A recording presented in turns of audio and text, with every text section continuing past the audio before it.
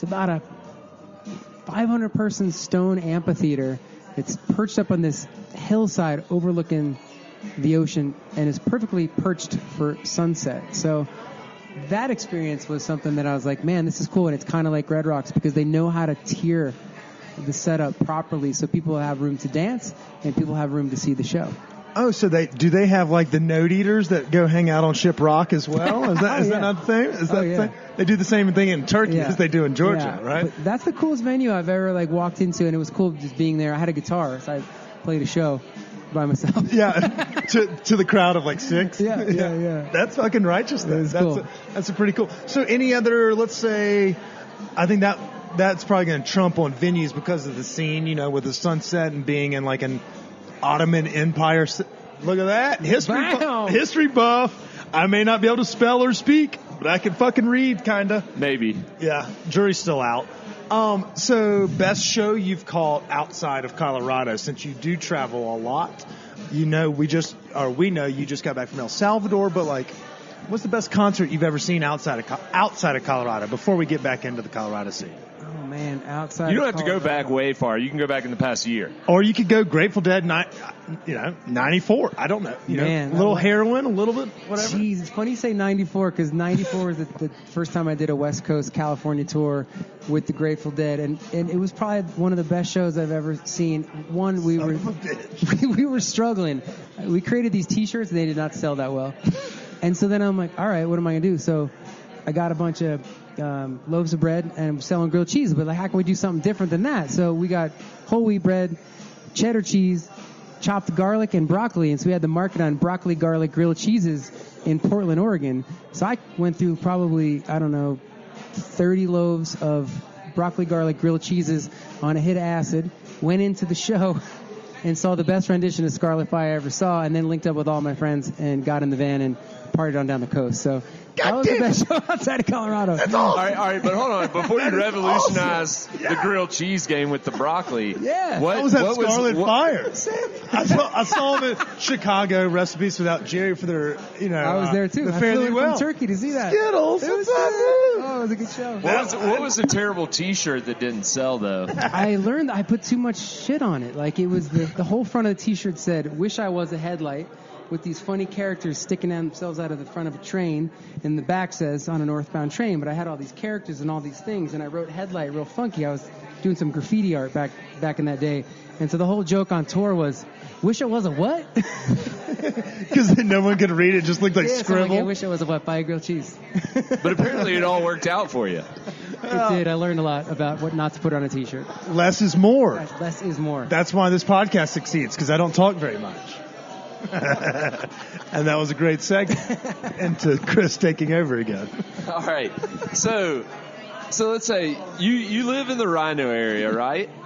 Yeah. Okay. So what's kind of like, what's your go-to little restaurant joint over in that area? What do you like? Where do you like to go and grab a bite?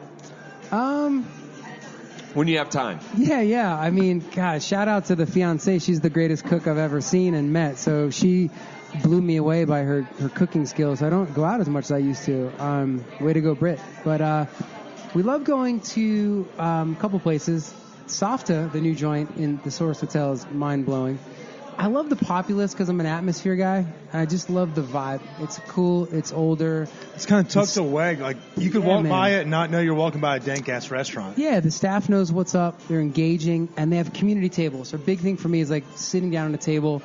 And I go out to eat a lot by myself. And so you get to sit down and meet other people. And so we've got to do more of that as a culture. Like, go down, have a meal, put your head up, and meet somebody new. So places that inspire that kind of conversation, I'm all about. And then last one, Rivers and Roads. I got to prop those guys out there.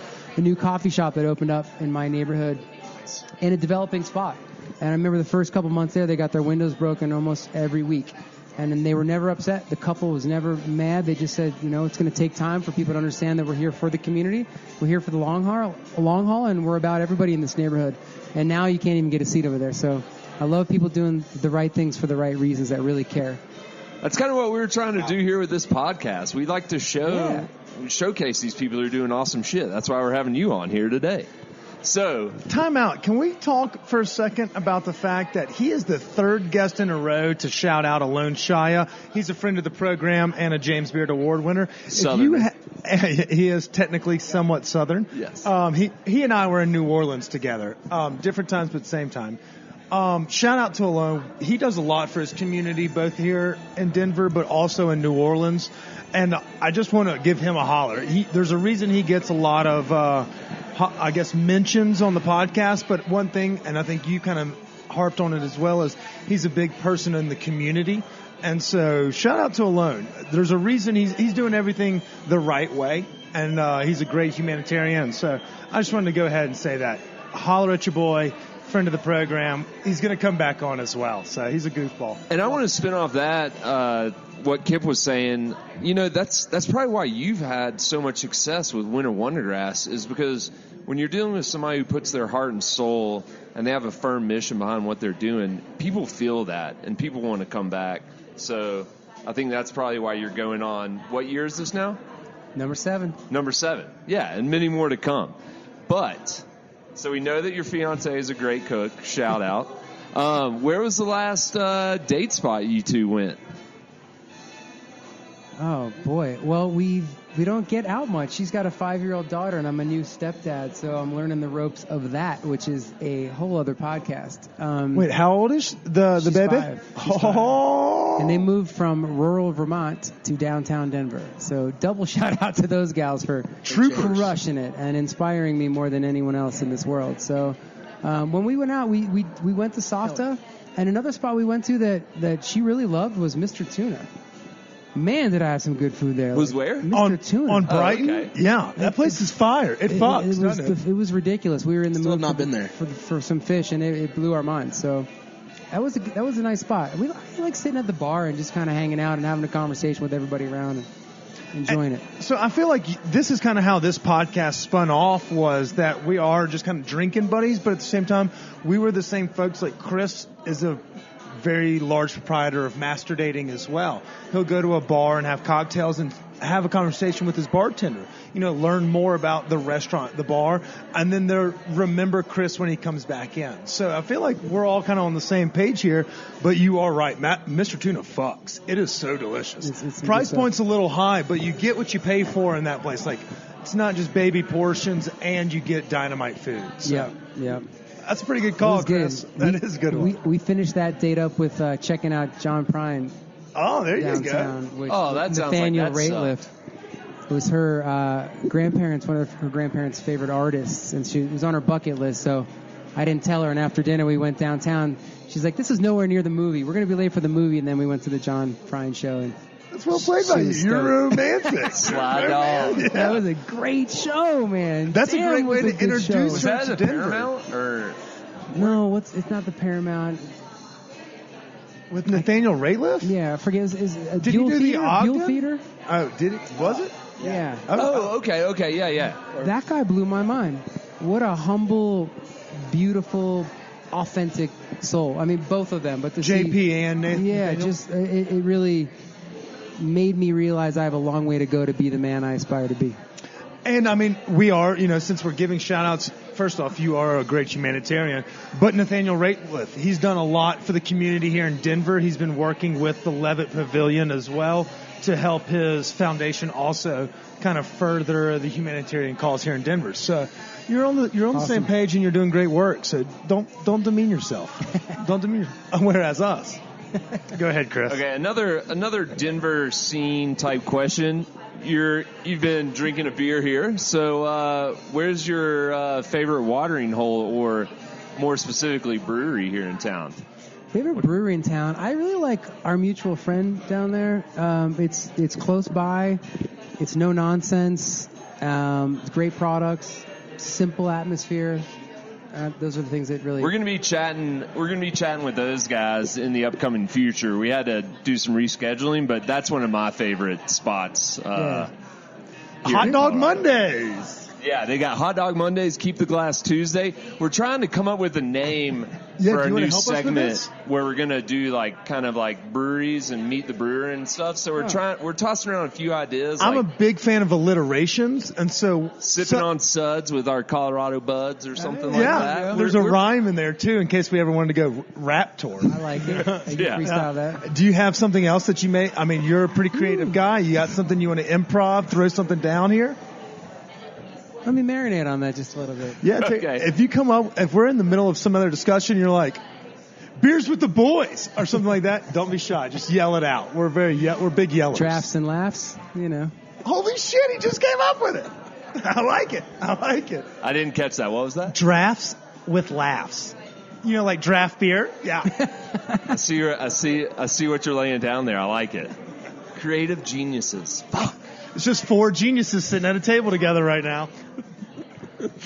Okay, so where are we going to next with this? So we usually ask, what is the best concert that you've caught in Colorado, or the best last concert? And usually our fans or our guests aren't as musically inclined as yourself. So name drop in 94 Portland with that, heater, Scarlet Begonias and a Fire on the Mountain. Ooh, it was a good one. Obviously, yeah, it's going to make everyone's dick a little bit hard. But let's talk about the best show you've caught in Colorado that you did not put on recently. So you don't have to, kiss your own hand. No, I'm a huge fan of Gregory Allen Eiskoff. I've known him for a long time and followed his career. I booked him once or twice back in the day, and he just put on an incredible show at Red Rocks this year. It just really melted my heart. And it's great to see people writing honest music and performing simple music and staying dedicated to their craft and selling that shit out. Boom! I like it. And that's the first time we've heard that. So when we hear the repeat, everyone says the Talking Heads show, or, the David Byrne, show at Red Rocks. It's fun when we get a little variety in there. Yeah. So I do appreciate you being truly honest here with our listeners. That's a great one. I haven't even looked at the 2019 calendar. Do we have another appearance in 2019? Of Gregory? Yeah. I would imagine he's doing a Red Rock show. Okay. Yeah, absolutely. So from our musically inclined guest to our listeners at home, if you have the opportunity, this guy obviously fucking bangs. We need to go catch it at Red Rocks. Oh, yeah. So come on, let's go see it. There we go. So do you have any recommendations on like an upcoming bluegrass band here in Colorado? Like maybe a local band or... I've really been stoked on Johnny Miller and the Lonesome Days. I don't know that they're that new. I've just discovered them recently in the last year or so. It's just another example of a group that just throws it down. They slay it. I think they're going to do really big things, and I'm really stoked on them. And then I'd like to mention Woodbelly as well.